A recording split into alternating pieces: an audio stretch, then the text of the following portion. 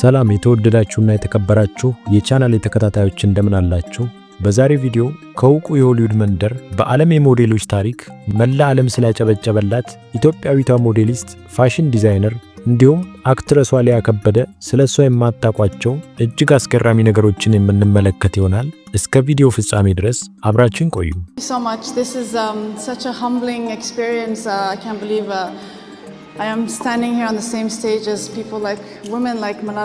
ወደ ቪዲዮ ከመግባታችን በፊት ወደዚህ ቻናል ዛሬ ጎራ ካላችሁ ይህንን ቪዲዮ ላይክ እና ሰብስክራይብ በማድረግ እንድትጀምሩ ስል በትህትና ጠይቃችኋለሁ። ቀጥታ ወደ ቪዲዮ እንግባ።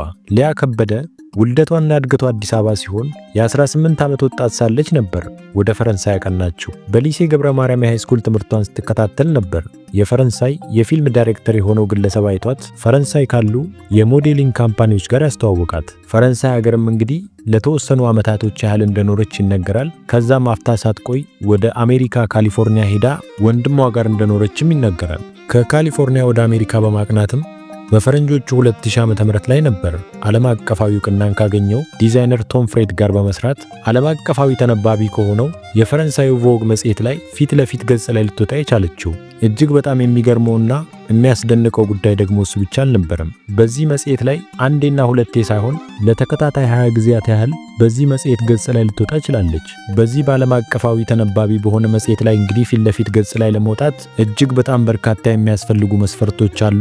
ከነዚህ መስፈርቶች መካከልም የመጀመሪያውና አንደኛው ለየት ያለና የሚያምር የፊት ቅርጽ መኖር አለበት። አንዲት ሞዴሊስት ቆንጆ ስለሆነችና ስላማረች ብቻ ወይም የፊቷ ገጽታ ስለሚያምር ብቻ አይደለም እዚህ መጽሔት ላይ የምትወጣው።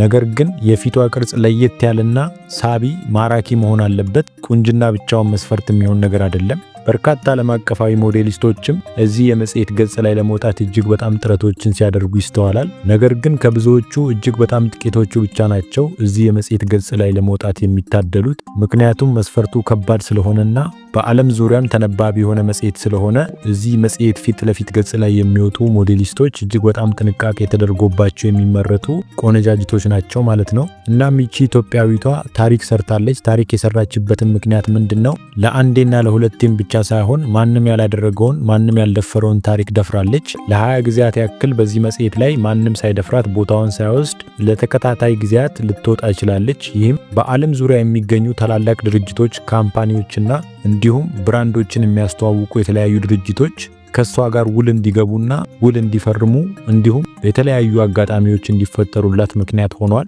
ሊያ ከበደም እንደምናያትና በፊቷ ገጽታ እንደምንለያት ሁሉ ከዓለም ላይ ለየት ያለ የፊት አቀማመጥ ቅርጽና ውበት የተላበሰች እጅግ በጣም የምታምር ብቸኛ የኢትዮጵያ ልጅ እንደሆነች ብዙ ሰዎች ይመሰክሩላታል። በፋሽኑ ዓለም ሊያ ከበደ ከተባለ የማያውቃት ግለሰብ የለም። አብዛኛው ፋሽን ተከታታይ የሆነ ግለሰብ በዓለም ዙሪያ ያውቃታል። እንግዲህ ታዋቂ በሆነው በዚህ መጽሔት ጋዜጣ ላይ ፊት ለፊት ላይ በመውጣቷ እጅግ በጣም የተለያዩ አጋጣሚዎችና እድሎች ተፈጥረውላታል። ከነዚህ እድሎች መካከል የመጀመሪያው ምንድነው?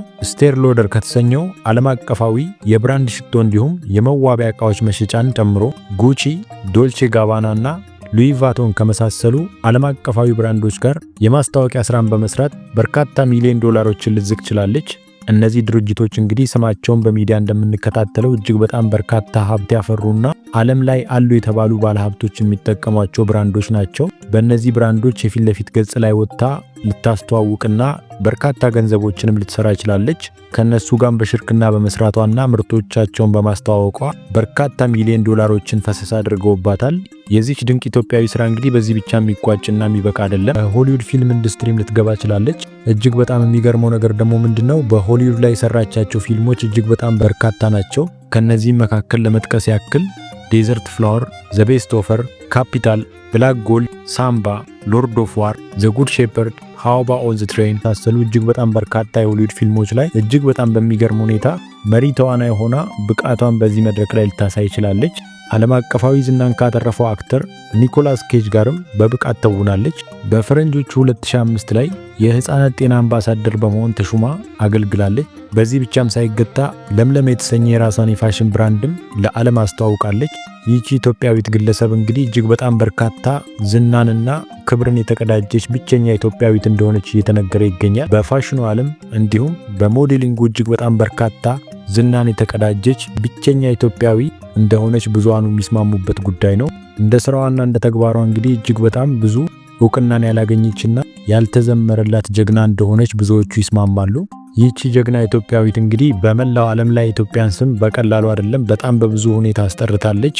የብዙ ሙያ ባለቤትም ነች፣ ብዙ ሙያም አላት። በሙያዋም ደከመኝ ሰለቸኝ ሳትል እንግዲህ እናት ሀገሯ ኢትዮጵያን አስጠርታለች። በብዙ መድረኮች ላይም የትኛውም ግለሰብ ኢትዮጵያን ካስተዋወቀውና ካስጠራው በላይ ኢትዮጵያን በማስጠራት እጅግ በጣም ዘርፈ ብዙ የሆነ ጥቅምን ለኢትዮጵያ ያስገኘች ብቸኛ ብርቅዬ ልጅ ነች። ይህቺ ሞዴልም እጅግ በጣም ቁጥራቸው ጥቂት ከተባሉ ኢትዮጵያውያን ማለትም ካሳኩትና ከፈጸሙት ጀብድ በላይ የሰራችና ኢትዮጵያ ሀገሯን ያስጠራች ጀግና ብርቅዬ እንደሆነች ይነገራል። ነገር ግን በሰራችው ልክና በደከመችው ልክ ብዙዎቹ የኢትዮጵያ ማህበረሰቦች አያውቋትም። እናም እቺ ጀግና ሴት በመላው ዓለም ላይ እጅግ በጣም በዘመኗም ብዙ ስራን ሰርታለች። አሁን ለተነሱና ለተፈጠሩ እጅግ በጣም ድንቅ የኢትዮጵያ ሞዴሎችም ምሳሌና ፈርቀዳጅ እንደሆነች እየተነገረ ይገኛል። ነገር ግን በዚህ ደረጃ ማንም ስሟን ያነሳና ያሞገሳት የለም። አሁን ለሚመጡና አሁን ለሚነሱ ኢትዮጵያዊ ሞዴሎችም እጅግ በጣም ብዙ ስራን አበርክታለች። በራስ መተማመናቸውን እንዲጨምርና የትኛውም ሰው መድረስ የሚፈልግበት ቦታ መድረስ እንደሚችል ያሳየች እጅግ በጣም ብርቱና ጠንካራ ሴት ነች። እናንተስ ስለዚህ ጀግና ሴት ምን ታስባላችሁ? ሐሳብ አስተያየቶቻችሁን በኮመንት አጋሩኝ። መሰል አስገራሚና አስተማሪ ቪዲዮዎች በየጊዜው እንዲደርሷችሁ ላይክ እና ሰብስክራይብ በማድረግ ቤተሰብ እንድትሆኑ ስል በትህትና ጠይቃችኋለሁ። ጊዜ ሰጣችሁ ስለተከታተላችሁኝ ከልብ አመሰግናለሁ። መልካም ቀን